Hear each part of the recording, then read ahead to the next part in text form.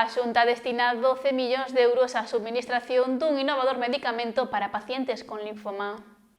Esta mañá desenvolveuse un novo Consello da Xunta no que se adoptaron diferentes acordos. O presidente do Goberno galego, Alfonso Rueda, anunciou que se destinarán máis de 12 millóns de euros para suministrar un medicamento CAR-T para pacientes con linfoma, unha compra que, segundo apunta Rueda, se enmarca na aposta do Executivo Autonómico por ir á vanguarda na loita contra o cancro e no avance cara a unha medicina máis personalizada. Son medicamentos nos que extraense linfocitos de cada paciente que se modifican xenéticamente e se lles volve a administrar e son eficaces, sobre todo en certos tipos de linfomas. Xa hai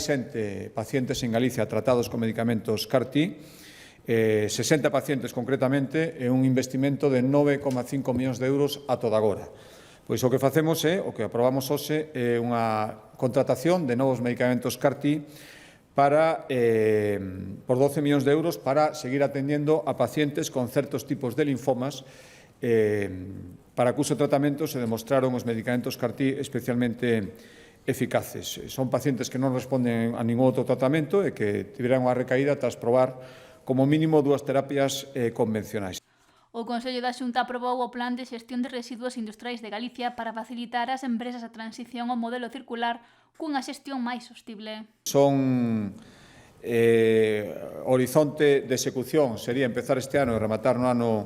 2030 e, como digo, o que se busca é intentar axudar as empresas primeiro a reducir a cantidad de refugallos industriais que producen. A intención é baixar un 15% respecto ao que había no ano 2010, tendo en conta que subiron o número de industrias e un objetivo ambicioso, e tamén conseguir reducir, o 100% é imposible, pero reducir todavía máis, a cantidade de lixo industrial que ten a calificación de residuo perigoso. Ademais, o Goberno galego tamén deu luz verde a unha serie de axudas destinadas ao sector da automoción, unha liña que estará dotada con 18 millóns de euros. O sector da automoción, todo ese sector que xira en torno principalmente á fábrica de Stellantis en Vigo, pero non só, traballan tamén para outras fábricas de automoción que supoñen 25.000 empregos que teñen por diante ese reto de fixado para toda a Unión Europea cando, como saben, no ano 2035 os vehículos xa non poderán ser contaminantes, pasará a ser outro tipo de vehículo eléctrico principalmente, polo tanto, eso require unha estrategia de adaptación, require ser competitivos para